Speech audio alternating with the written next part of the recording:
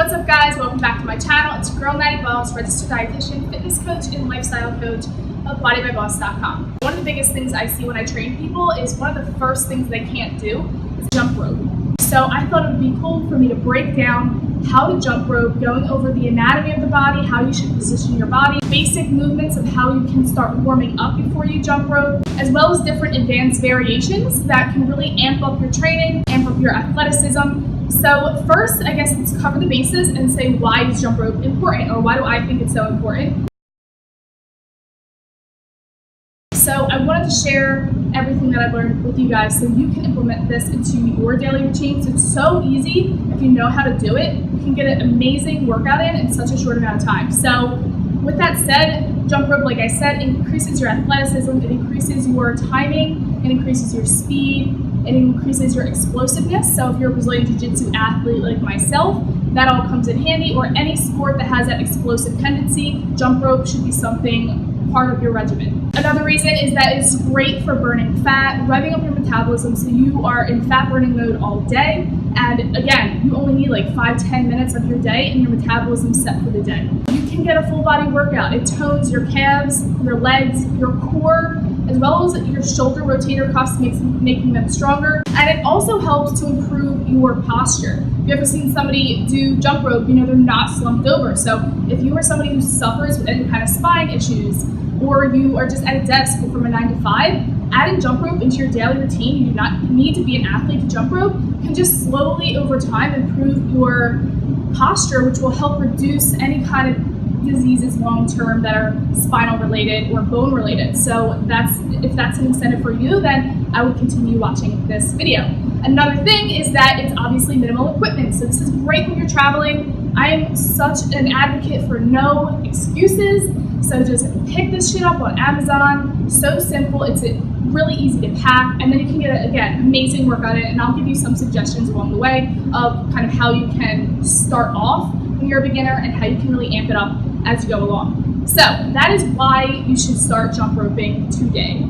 Next, I'm going to briefly go over when you should do jump rope. So obviously this is really quick and simple. You can do it before a workout as a warm-up. You can do it after a workout to kind of burn it out in a high-intensity interval training circuit, which you know I love posting those. So you can add that as part of the circuit, or again, you can just do it by itself, 5-10 minutes, different variations, and you will get an amazing workout. So basically, there's no excuse. You can do it at any time, all the time. And again, when traveling, that's a great option as well.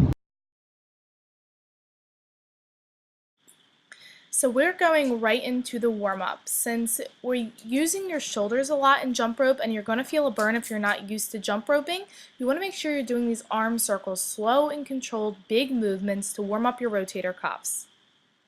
You also want to warm up your Achilles tendon, which is the tendon on the back of your heel.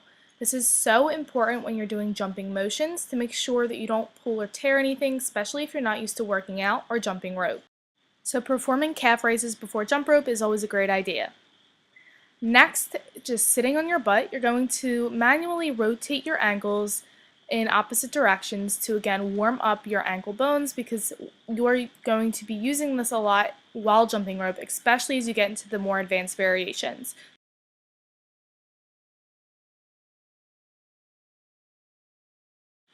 So now we're getting into how to jump rope. So let's start with the feet down here. When you're jump roping, you want to focus on solely jumping and making contact with the floor on the balls and toes of your feet. So you want to keep your heels up the entire time, which is why it's important to warm up your calves. Now, as you can see here, my elbows are slightly pinched to my side. They are not fully extended, and they're not doing huge, large circles as I usually see with beginners doing jump rope. You want to make sure your back is straight because we're trying to improve posture, so keep that in mind.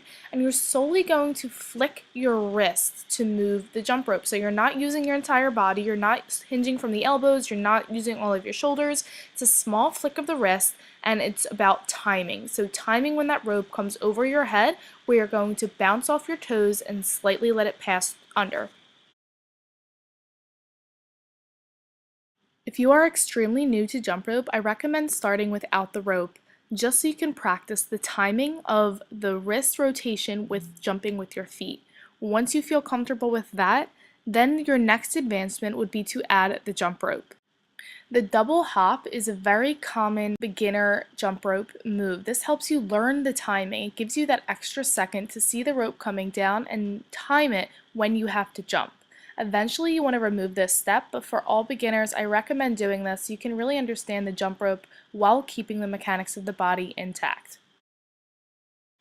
Once you get the timing down, then you can graduate onto the single hop, into the regular jump rope, where you can do all of your workouts with this single movement. I'll give you examples in the description box below.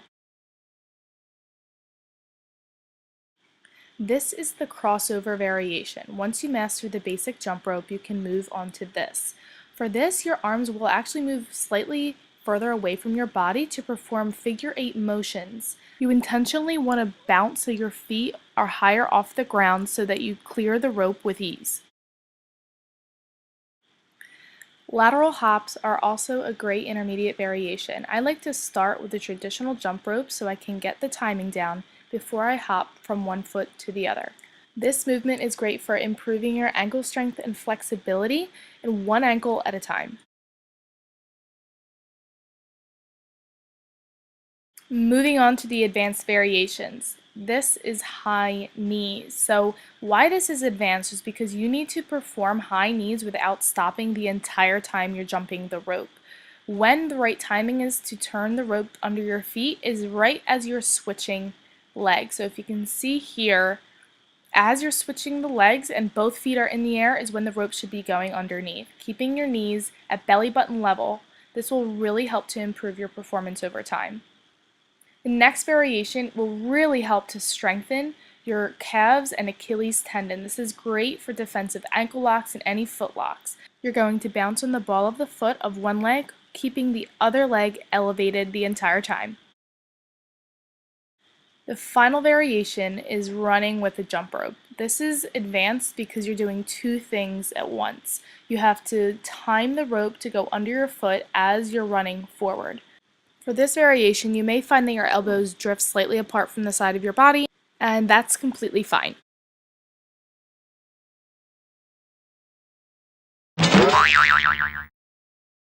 So guys, I hope you liked this video and you learned something valuable from it. I had such a fun time making it because, again, this is something that I've been doing my entire life, and I realize it's a big gap in the fitness industry. A lot of people don't really know how to do it properly.